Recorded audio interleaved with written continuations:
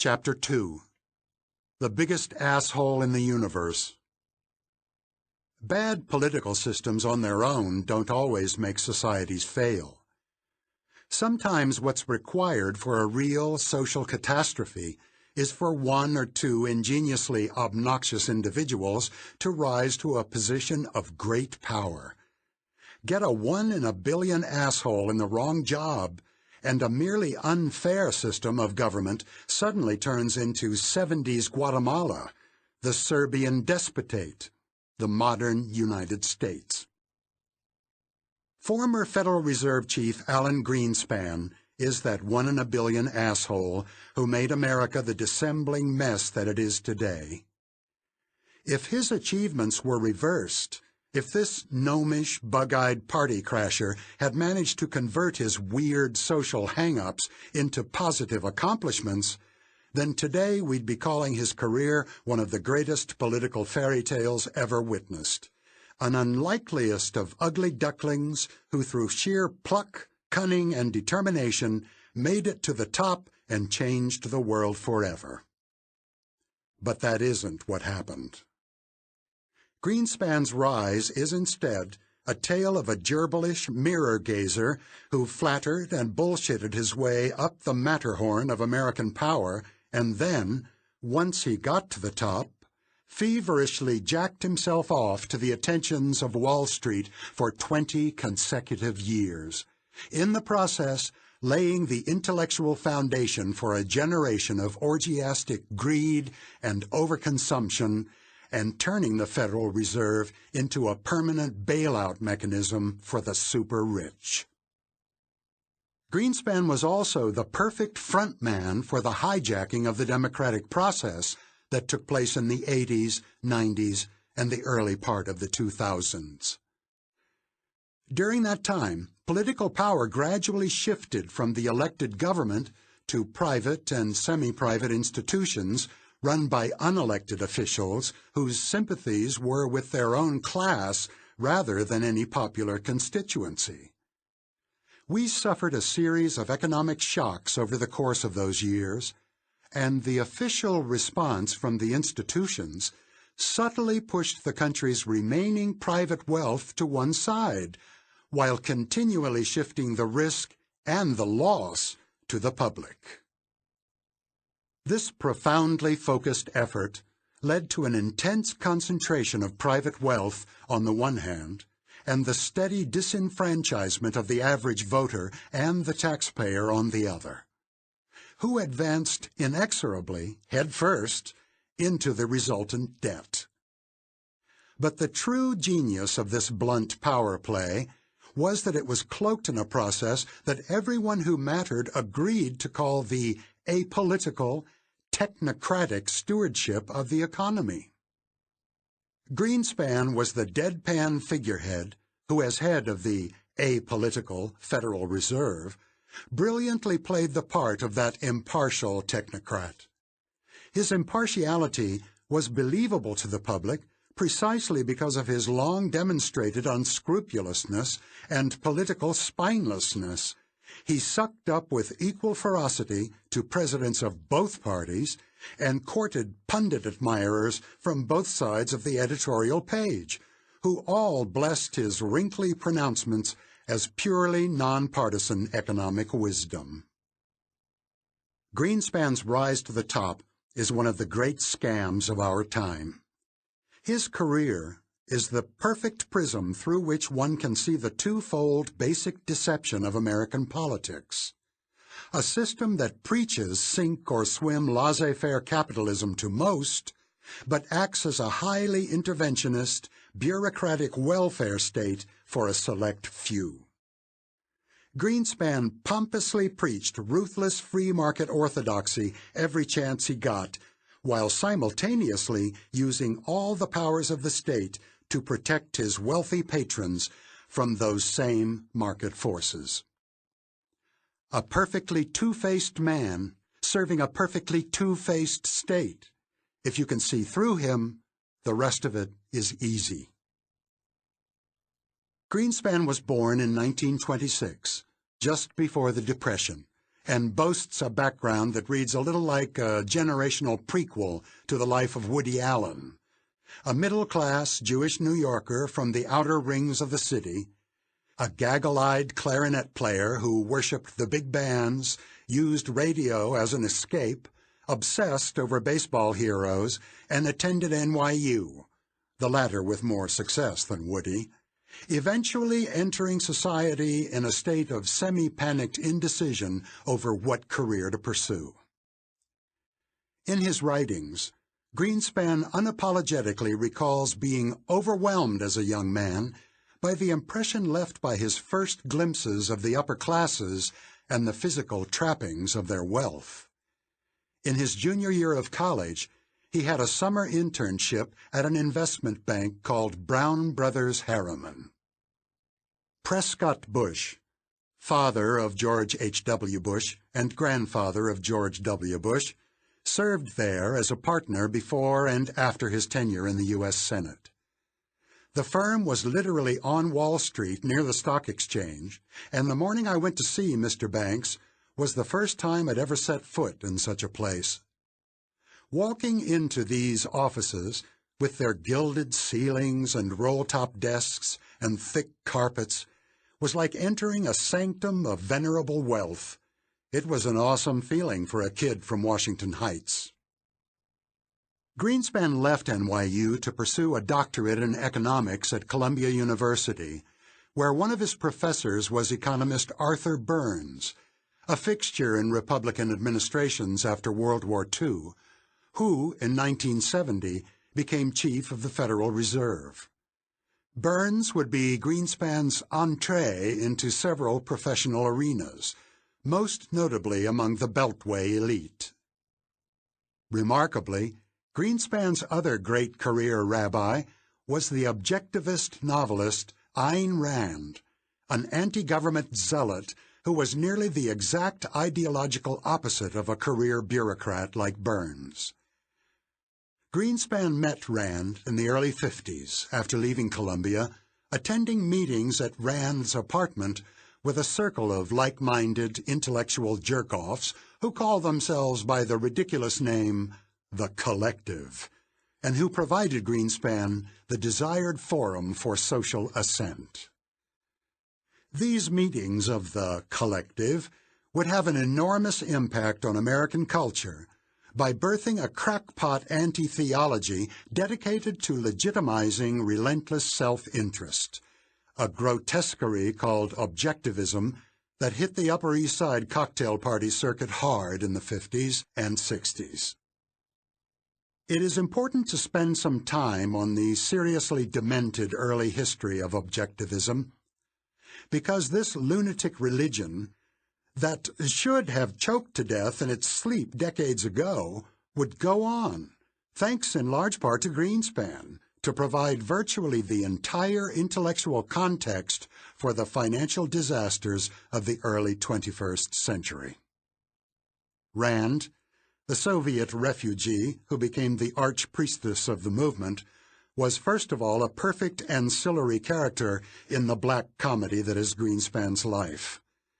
A bloviating, arbitrary, self-important pseudo-intellectual who recalls the gibberish-spewing academic twits in Woody Allen spoofs like No Kaddish for Weinstein and My Speech to the Graduates.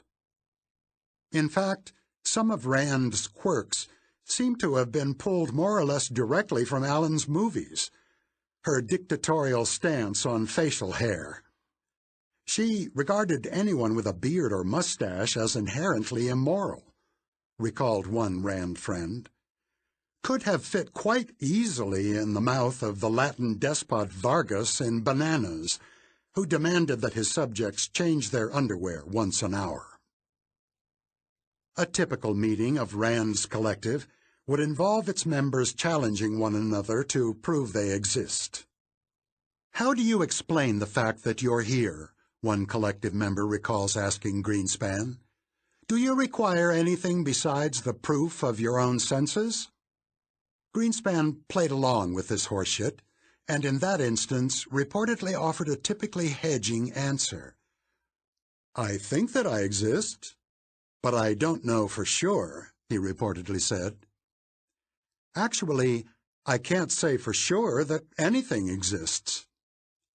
The Woody Allen version would have read, "I can't say for sure that I exist, but I do know that I have to call 2 weeks in advance to get a table at Sardi's."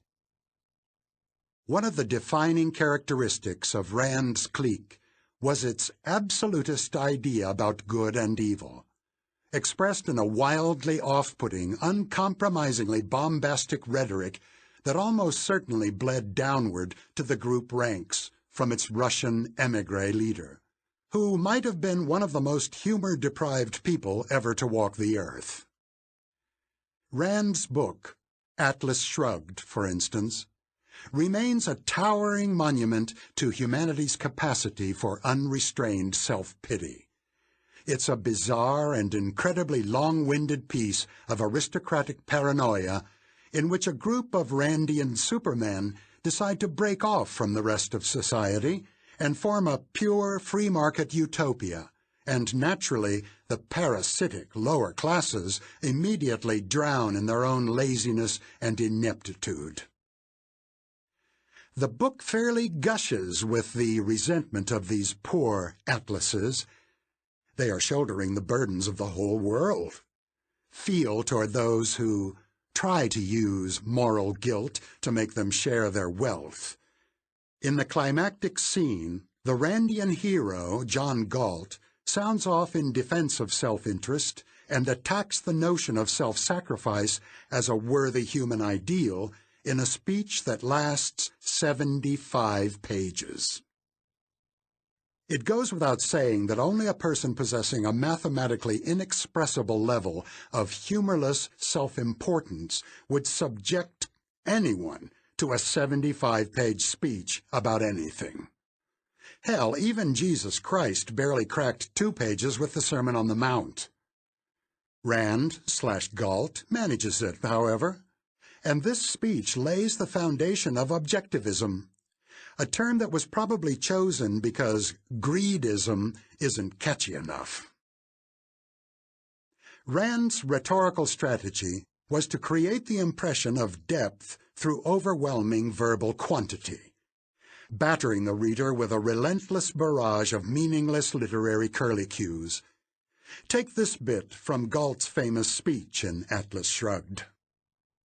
Rationality is the recognition of the fact that existence exists, that nothing can alter the truth and nothing can take precedence over that act of perceiving it, which is thinking, that the mind is one's only judge of values and one's only guide of action, that reason is an absolute that permits no compromise, that a concession to the irrational invalidates one's consciousness and turns it from the task of perceiving to the task of faking reality, that the alleged shortcut to knowledge, which is faith, is only a short circuit destroying the mind, that the acceptance of a mystical invention is a wish for the annihilation of existence and, properly, annihilates one's consciousness.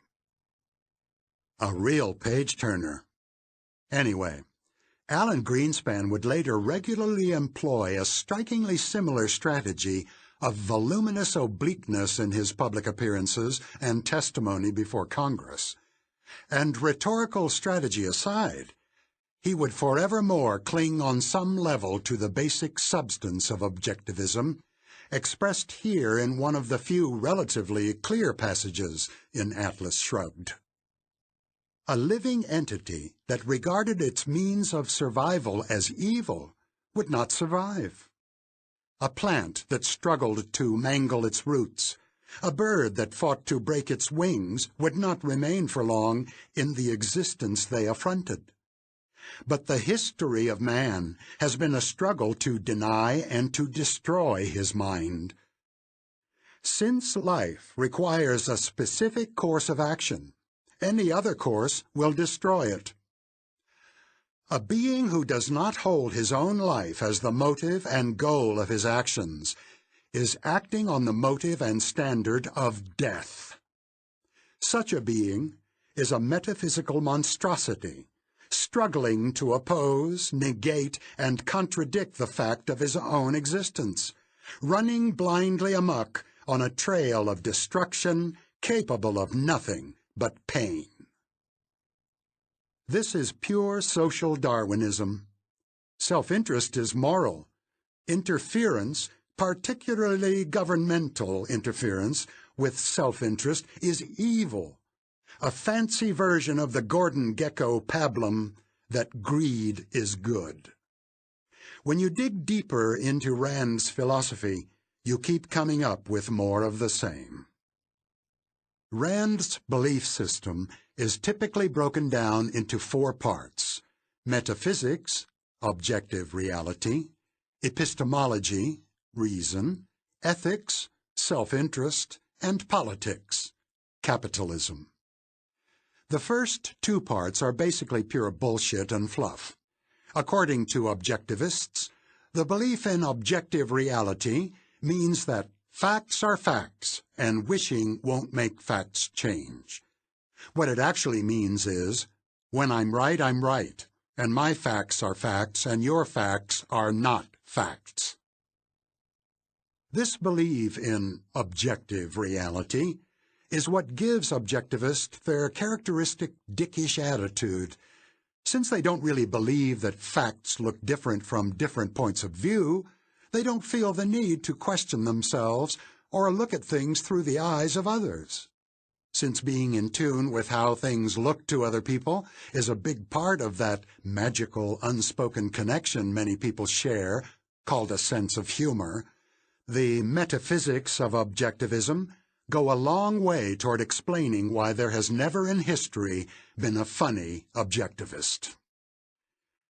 The real meat of Randian thought, and why all this comes back to Greenspan, comes in their belief in self-interest as an ethical ideal and pure capitalism as the model for society's political structure.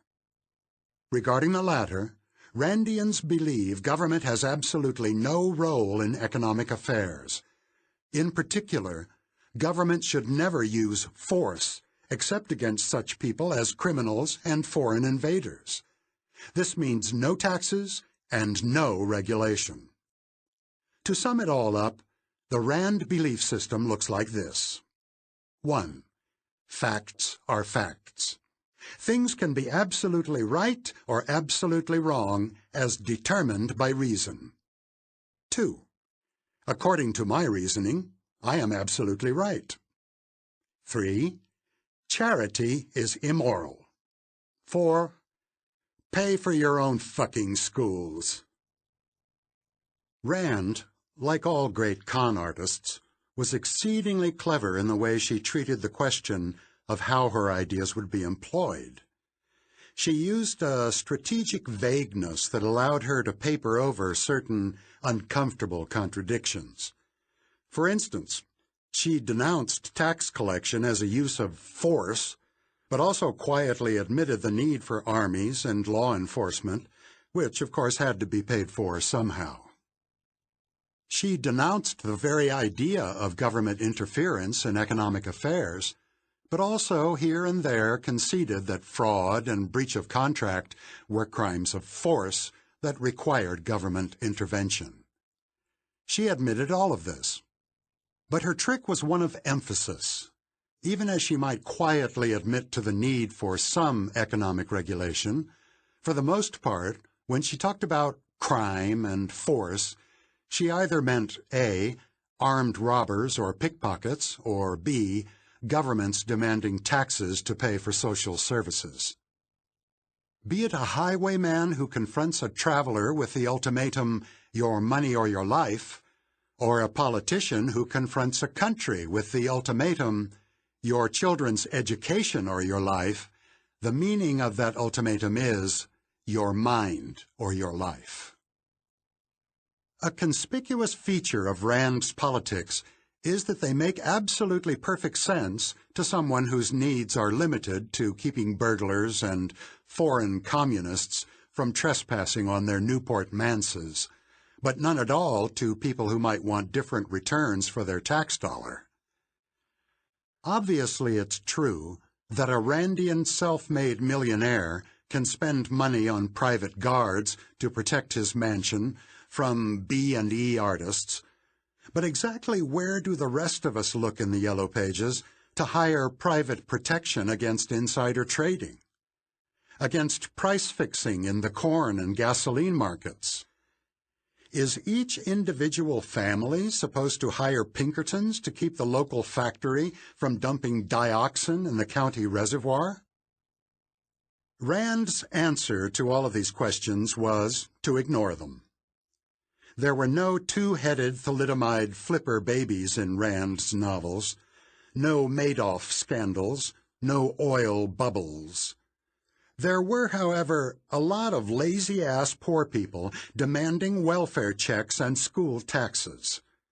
It was belief in this simplistic black-and-white world of pure commerce and blood-sucking parasites that allowed Rand's adherents to present themselves as absolutists, against all taxes, all regulation, and all government interference in private affairs, despite the fact that all of these ideological absolutes quietly collapsed whenever pragmatic necessity required it.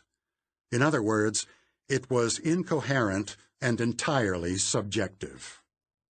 Its rhetoric flattered its followers as atlases with bottomless integrity, but the fine print allowed them to do whatever they wanted. This slippery, self-serving idea ended up being enormously influential in mainstream American politics later on. There would be constant propaganda against taxes and spending and regulation as inherent evils, only these ideas would often end up being quietly ignored when there was a need for increased military spending, bans on foreign drug reimportation, FHA backing for mortgage lenders, overseas private investment corporation loans, or other forms of government largesse or interference for the right people. American politicians reflexively act as perfectly Randian free-market, anti-tax purists. No politician beyond the occasional Kucinich will admit to any other belief system, except when, quietly and behind the scenes, they don't. The person of Alan Greenspan was where this two-sided worldview first became a polished political innovation. He was able to play the seemingly incompatible roles of believer and pragmatist fluidly. There were no core beliefs in there to gum up the works. It's not hard to imagine that even as Greenspan sat in Rand's apartment, cheerfully debating the proofs of his own existence, he was inwardly cognizant of what complete goofballs his friends were, how quickly their absolutist dictums would wilt in actual practice. One of the surest proofs of this is Greenspan's schizophrenic posture toward his future employer, the Federal Reserve System. Rand's objectivists were very strongly opposed to the very concept of the Federal Reserve, a quasi-public institution created in 1913 that allowed a federally appointed banking official, the Federal Reserve Chairman, to control the amount of money in the economy. When he was at Rand's apartment, Greenspan himself was a staunch opponent of the Federal Reserve. One of Rand's closest disciples, Nathaniel Brandon, recalled Greenspan's feelings about the Fed. A number of our talks centered on the Federal Reserve Board's role in influencing the economy by manipulating the money supply, Brandon recalled. Greenspan spoke with vigor and intensity about a totally free banking system. Throughout the 50s and 60s, Greenspan adhered strictly to Rand's beliefs. His feelings about the Federal Reserve during this time are well documented. In 1966, he wrote an essay called Gold and Economic Freedom that blamed the Fed in part for the Great Depression. The excess credit which the Fed pumped into the economy spilled over into the stock market, triggering a fantastic speculative boom. Foreshadowing alert. In any case, during the same period, Greenspan drew closer to Rand, who, as self-appointed pope of the proto-capitalist religion, had become increasingly unhinged, prone to Galtian rants and banishments. One of her rages centered around Brandon, a handsome and significantly younger psychotherapist Rand met when she was 44 and Brandon was 19. The two had an affair, despite the fact that both were married. In a cultist echo of David Koresh / Branch Davidian sexual ethics, both spouses reportedly consented to the arrangement to keep the movement leader happy. But in 1968, 18 years into their relationship, Rand discovered that Brandon had used his pure reason to deduce that a young actress named Patricia Scott was, objectively speaking, about 10,000 times hotter than the by then elderly and never all that pretty to begin with Rand, and was having an affair with her without Rand's knowledge. Rand then used her pure reason and decided to formally banish both Brandon and his wife, Barbara, from the movement for violation of objectivist principles. This wouldn't be worth mentioning but for the hilarious fact that Greenspan signed the excommunication decree, which read, "Because Nathaniel Brandon and Barbara Brandon, in a series of actions, have betrayed fundamental principles of objectivism, we condemn and repudiate these two persons irrevocably." The irony of a refugee from Soviet tyranny issuing such a classically Leninist excommunication appears to have been completely lost on Rand.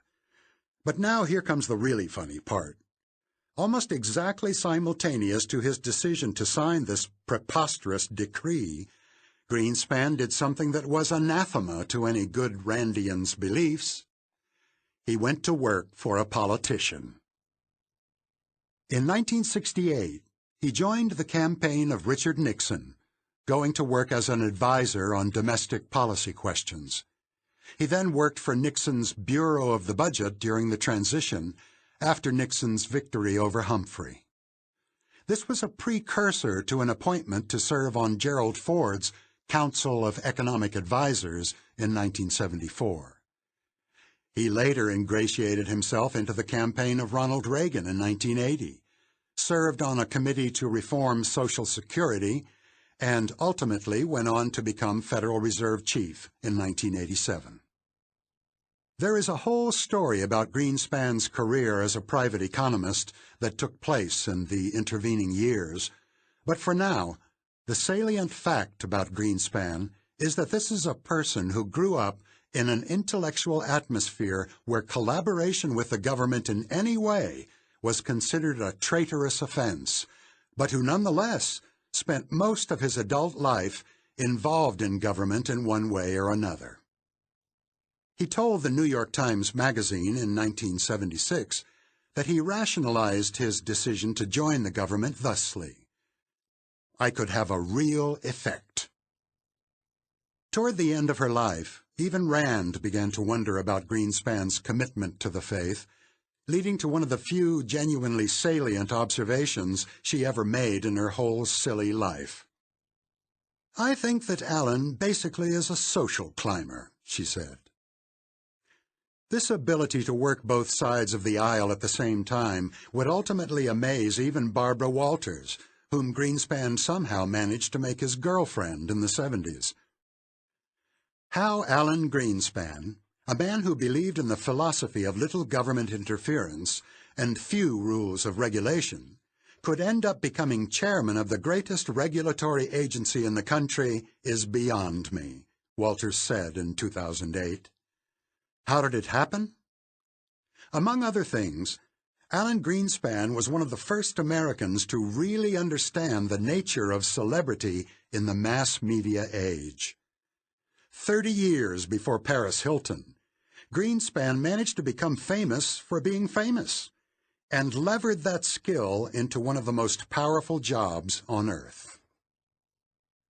Alan Greenspan's political career was built on a legend, the legend of the ultimate Wall Street genius, the man with all the answers. But the legend wasn't built on his actual performance as an economist. It was a reputation built on a reputation. In fact, if you go back and look at his rise now, his career path has a lot less in common with economist icons like Keynes or Friedman than it does with celebrity con artists like L. Ron Hubbard, Tony Robbins, or Beatles guru Maharishi Mahesh Yogi. Like the Maharishi, Greenspan got his foot in the big door by dazzling, deluded celebrities with voluble, pseudo-mystical nonsense. One of his big breaks came when a lawyer named Leonard Garment introduced him to Dick Nixon in 1968. Garment would later describe Greenspan's bloviating on economic matters in that meeting as Nepal Kathmandu language. Nixon, nonetheless, was impressed, saying, "That's a very intelligent man." Later, he brought him into the campaign, and although Greenspan eventually declined a formal role in Nixon's government, he would henceforth thrive in a role as economic guru to men with power, a role that the press somehow never failed to be made aware of. When he finally did come into government full-time as head of Ford's Council of Economic Advisers, glowing accounts of Greenspan's authority in the White House routinely appeared in the press. Greenspan has a unique relationship with the president, crowed Businessweek, which added that, according to one aide, on economic policy, Allen is a heavyweight. Future right-wing Godzilla Dick Cheney, then serving as Ford's chief of staff, added in the New York Times Magazine that President Ford attached more weight to Greenspan's views than those of any other among his economic advisers. Sometimes Greenspan himself was the source of the compliments. The New Yorker in 1974, addressing the inflation issue that was hot at the time, offered this hilarious piece of praise. Economists of all persuasions, with the exception of Alan Greenspan, an Ayn Rand disciple, who heads the President's Council of Economic Advisers, admit to being baffled by today's problems. Not long after that, in 1975, Greenspan became the first economist to grace the cover of Newsweek. By then, he had also already been named to Time's illustrious Board of Economists, which met 4 times a year to harumph about economic matters for the mag. Greenspan was even asked for an interview by Penthouse that same year, although he declined. That Greenspan has always been intensely interested in press attention is something that virtually every source I spoke with accepts almost without question. His interest in the media can even be seen in his personal life. He dated in succession 3 different prominent television figures, moving from Barbara Walters in the late 70s to MacNeil-Lehrer producer Susan Mills in the 80s, to the woman he ultimately married, NBC correspondent Andrea Mitchell. One reporter for a major daily newspaper who covered the Fed in the 90s tells of getting frantic calls from Greenspan's office at 7 in the morning after a negative piece appeared. "I was still half asleep, but the chairman was already unhappy," he said.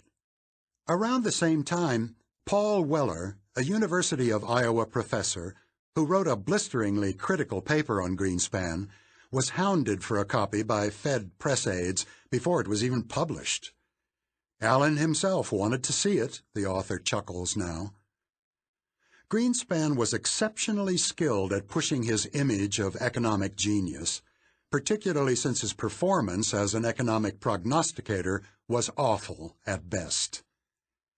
"He was supposedly the smartest man in the world," laughs economist Brian Westbury today. "He was the greatest, the maestro. Only if you look at his record, he was wrong about almost everything he ever predicted." Fed watchers and Greenspan critics all seem to share a passion for picking out which of Greenspan's erroneous predictions was the most ridiculous. One of his most famous was his pronouncement in the New York Times in January 1973. "It's very rare that you can be as unqualifiedly bullish as you can now," he said. The market proceeded to lose 46% of its value over the next 2 years, plunging from above 1,000 the day of Greenspan's prediction to 571 by December 1974. Greenspan was even bad at predicting events that had already happened. In April 1975, Greenspan told a New York audience that the recession wasn't over, that the worst was yet to come. The economy swiftly improved, and the National Bureau of Economic Research later placed the end of the recession at March 1975, a month before Greenspan's speech. Greenspan's career is full of such pronouncements. In July 1990, at the start of the recession that would ultimately destroy the presidency of George H.W. Bush, Greenspan opined, "In the very near term, there's little evidence that I can see to suggest the economy is tilting over into recession." Months later, as the bad news continued, Greenspan soldiered on. "Those who argue that we are already in a recession, I think, are reasonably certain to be wrong." By October, with the U.S. in the 6th of what would ultimately be 10 consecutive months of job losses, Greenspan remained stubborn. "The economy," he said, "has not yet slipped into recession." The economy has a lot in common with the weather, and even very good economists charged with the job of predicting market swings can become victims of unexpected turns, just like meteorologists. But Greenspan's errors were often historic, idiotic blunders, evidence of a fundamental misunderstanding of problems that led to huge disasters. In fact, if you dig under almost every one of the major financial crashes of our time, you can find some kind of Greenspan quote cheerfully telling people not to worry about where the new trends in the economy were leading. Before the S&L crisis exploded, Greenspan could be seen giving a breezy thumbs up to now notorious swindler Charles Keating, whose balance sheet Greenspan had examined. He said that Keating's Lincoln Savings and Loan has developed a series of carefully planned, highly promising, and widely diversified projects, and added that the firm presents no foreseeable risk to the Federal Savings and Loan Corporation. The mistake he made in 1994 was even worse. After a few, relatively small-scale disasters involving derivatives of the sort that would eventually nearly destroy the universe in 2008, Greenspan told Congress that the risks involved with derivatives were negligible. Testimony that was a key reason the government left the derivatives market unregulated. His misreading of the tech bubble of the late 90s is legendary. More on that later. He also fell completely for the Y2K scare, and at one point early in the George W. Bush presidency, actually worried aloud that the national debt might be repaid too quickly.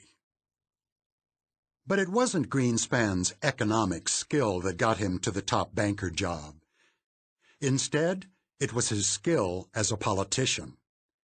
During Ronald Reagan's first and second terms, while the irritatingly independent Paul Volcker sat on the Fed throne, Greenspan was quietly working the refs, attending as many White House functions as he could.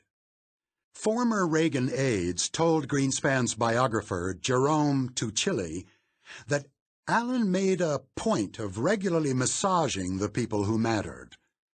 Another official, Martin Anderson, reported that, "I don't think I was in the White House once where I didn't see him sitting in the lobby or working the offices. I was absolutely astounded by his omnipresence."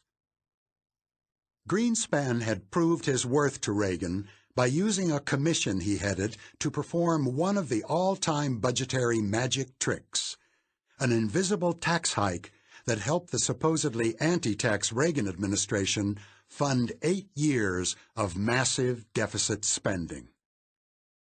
In 1981, Reagan appointed Greenspan to head the National Commission on Social Security Reform, which had been created to deal with an alleged short-term funding crisis that would leave the Old Age and Survivors Insurance Trust Fund bankrupt by 1983. It goes without saying that any political decision one makes with regard to Social Security is hazardous. Cutting benefits is a shortcut to electoral death, and the alternative, raising taxes, isn't so palatable either. Greenspan's solution was to recommend hikes in the Social Security tax, which of course is not considered a real tax. Reagan would hilariously later describe such hikes as revenue enhancements, because the taxpayer theoretically gets that money back later on in benefits. The thinking here was that in the early 80s, with so many baby boomers now in their prime earning years, the Reagan administration would hike payments to build up a surplus that could, in 20 or 30 years, be used to pay out benefits when those same baby boomers reached retirement age. The administration accepted those proposals, and the Social Security tax rate went from 9.35% in 1981 to 15.3% by 1990. Two things about this.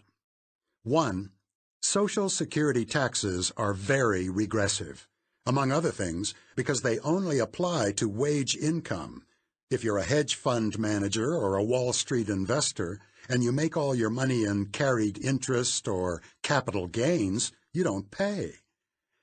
And they are also capped, at this writing, at around $106,000, meaning that wages above a certain level are not taxed at all. That means that a married couple earning $100,000 total will pay roughly the same amount of Social Security taxes that Lloyd Blankfein or Bill Gates will, if not more, depending on how the latter two structure their compensation. So if you ignore the notion that Social Security taxes come back as benefits later on, and just think of them as revenue source for the government, it's a way for the state to take money from working and middle-class taxpayers at a highly disproportional rate. Second, Greenspan's plan to build up a sort of Social Security war chest for use in paying out benefits to retirees 20 years down the road was based on a fallacy. When you pay money into Social Security, it doesn't go into a locked box that is separate from the rest of the budget and can't be used for other government spending. After the Greenspan reforms, the Social Security Administration bought T-bills with that money, essentially lending the cash back to the government for use in other appropriations. So, if, let's say, your president wanted an extra few $billion or so of short-term spending money, he could just reach into the budget and take all that Social Security money, leaving whoever would be president 2 decades later holding not cash to pay out Social Security benefits, but government notes or bonds, i.e., IOUs. And that's exactly what happened. The recommendations ushered in after Greenspan's commission effectively resulted in $1.69 trillion in new, regressive taxes over the next 20 years or so. But instead of keeping their hands off that money and preserving it for Social Security payments, Reagan, Bush 1, Clinton, and Bush 2 spent it, all of it, inspiring the so-called Social Security crisis of George W. Bush's presidency, in which it was announced suddenly that Social Security, far from having a surplus, was actually steaming toward bankruptcy.